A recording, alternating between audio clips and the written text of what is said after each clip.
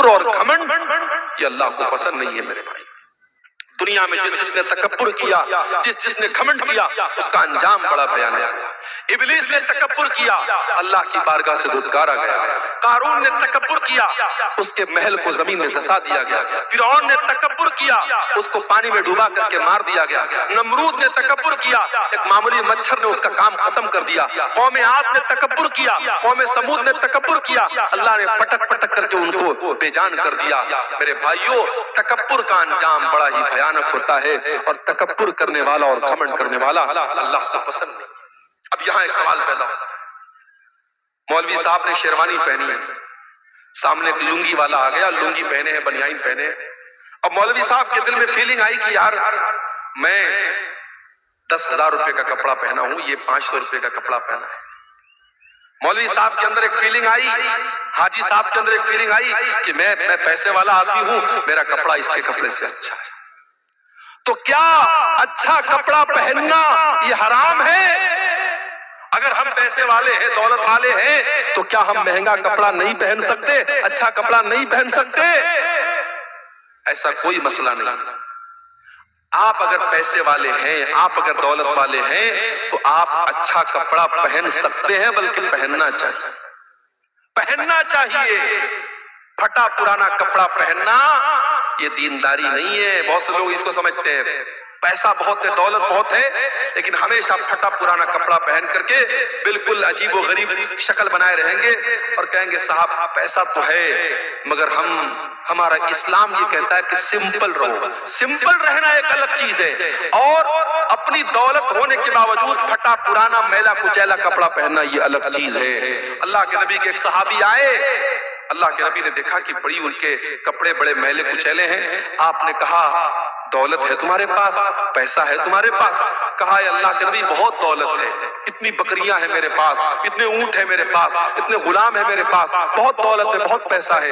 اللہ کے نبی نے فرمایا ان آتاک اللہ مالا فلیرا اثر نعمت اللہ علیک۔ اے میرے صحابی، اگر اللہ نے تم کو دولت سے نوازا ہے تو دولت کا اثر تمہارے اوپر ظاہر ہونا چاہیے۔ اچھا کپڑا پہنا کرو، اپنی حیثیت کے مطابق کپڑا پہنا کرو۔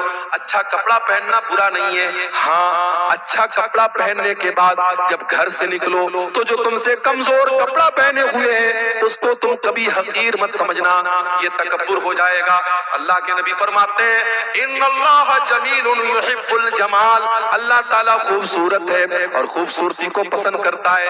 اچھا کپڑا پہننا یہ گناہ نہیں ہے، اچھا جوتا پہننا یہ گناہ نہیں ہے، بلکہ گناہ کیا ہے؟ الکبر بطر الحق وغمط الناس، تکبر یہ ہے، گھمنڈ یہ ہے انسان دوسروں کو حقیر سمجھے، دوسروں کو معمولی سمجھے اور اپنے آپ کو بڑا سمجھے، یہ تکبر ہے میرے پیارے ساتھیوں۔ اور میرے نبی نے اور اللہ نے تکبر سے منع کیا ہے۔ اللہ کے نبی نے تو یہاں تک فرمایا لا يدخل الجنت من كان في قلبه مثقال ذرة من الكبر، جس کے دل میں ذرہ برابر بھی تکبر ہوگا، گھمنڈ ہوگا، اہنکار ہوگا، وہ جنت میں نہیں جائے گا۔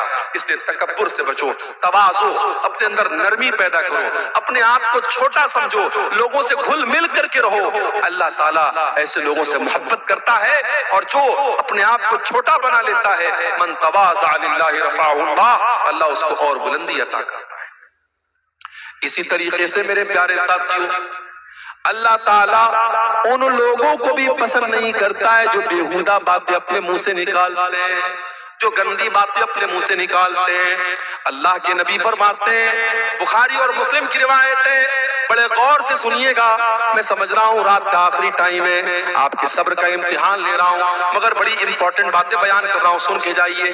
اللہ کے نبی فرماتے ہیں کہ ان اللہ لیبغض الفاحش البذیء، اللہ تعالیٰ ایسے لوگوں سے نفرت کرتا ہے، ایسے لوگوں کو پسند نہیں کرتا ہے جو فاحش ہوتے ہیں اور جو بذیء ہوتے ہیں۔ فاحش اور بذیء کس کو کہتے ہیں؟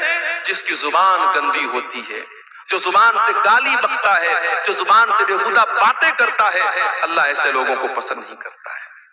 میرے پیارے ساتھیوں، زبان کی حفاظت کرو، گالی گلوچ سے اپنے آپ کو بچاؤ۔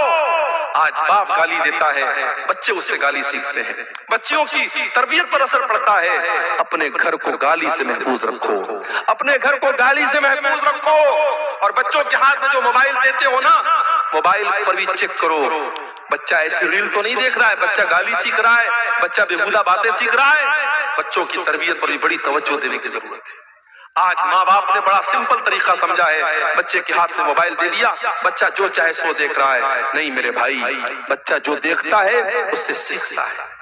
3 سال کا بچہ بھی اگر ویڈیو دیکھ رہا ہے تو سیکھ رہا ہے۔ آپ دیکھیے آپ کا بچہ کیا دیکھ رہا ہے، اگر آپ نے نہیں دیکھا انجام بڑا بھیانک ہوگا۔ عربی کا ایک شاعر کہتا ہے لیس الیتیم من انتہا ابواہ من ہم الحیات وخلفاہ ذلیلا، یتیم وہ نہیں ہے جس کے ماں باپ اسے دنیا میں چھوڑ کے چلے جائیں۔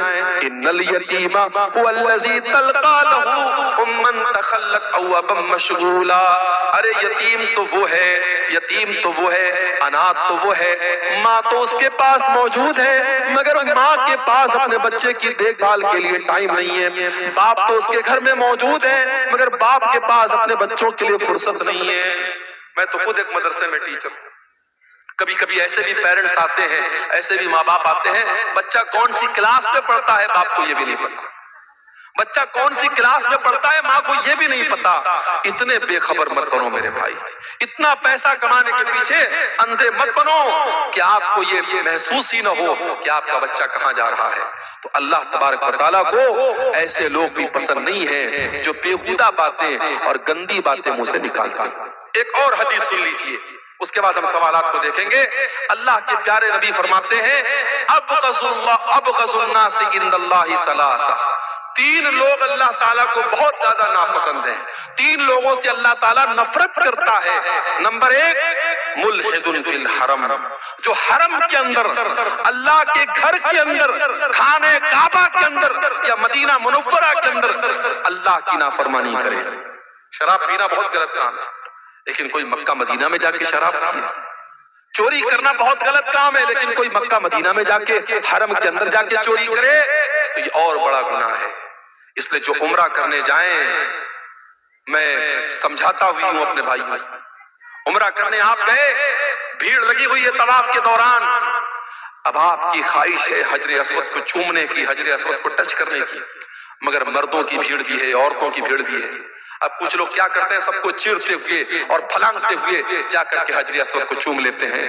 معاف کرنا میرے بھائی، حجر اسود کو چومنا اور حجر اسود کو ٹچ کرنا یہ کمپلسری نہیں ہے، یہ ضروری نہیں ہے، یہ بس ایک سنت ہے، مستحب ہے، بہتر ہے۔ اگر آپ چھو سکتے ہیں تو چھو لیجئے، نہیں چھو سکتے کوئی مسئلہ نہیں ہے، مگر وہاں پہ طواف کے دوران کسی عورت کو ٹچ کرنا حرام ہے، کسی مرد کو تکلیف پہنچانا حرام ہے۔ آپ ایسا طواف کس کام کا کہ دوسروں کو تکلیف پہنچا کر کے آپ آگے بڑھیں۔ اللہ کے نبی کہہ رہے ہیں ملحد فی الحرم، جو حرم کے اندر، اللہ کے گھر کے اندر حرام کام کرے، ناجائز کام کرے، اللہ کو ناراض کرنے والا کام کرے، ایسا آدمی اللہ کو بہت ناپسند ہے۔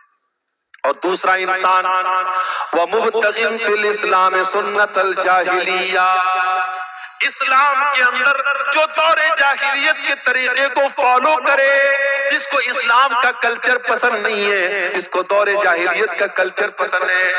جب وہ اس کے گھر میں بچے جب صبح صبح اٹھتے ہیں تو گڈ مارننگ کہہ کر کے اٹھتے ہیں، ان کو السلام علیکم پسند نہیں آتا ہے، اس کو وہ کلچر پسند نہیں ہے جو اسلام کا کلچر ہے، جو اللہ کا کلچر ہے، اس کو غیروں کا کلچر پسند ہے۔ جو انسان اسلام کے اندر بدعت کرتا ہے، اسلام کے اندر نیا نیا کام نکالتا ہے، اسلام کے اندر دور جاہلیت کا طریقہ نکالتا ہے، اللہ کے نبی فرماتے ہیں اللہ تعالیٰ کو ایسا انسان بہت زیادہ ناپسند ہے۔ اسی طریقے سے ایک اور انسان اللہ کے نبی فرماتے ہیں اللہ تعالیٰ کو بہت ناپسند ہے، وَمُطَّلِبُ تَمَمْرِئٍ مُسْلِمٍ، کسی مسلمان کا خون بہانے والا، بے قصور انسان کا خون بہانے والا اور اس کے خون کا مطالبہ کرنے والا، ناجائز طریقے سے کسی مسلمان کا خون بہانے والا، وہ بھی اللہ تعالیٰ کو بہت زیادہ ناپسند ہے۔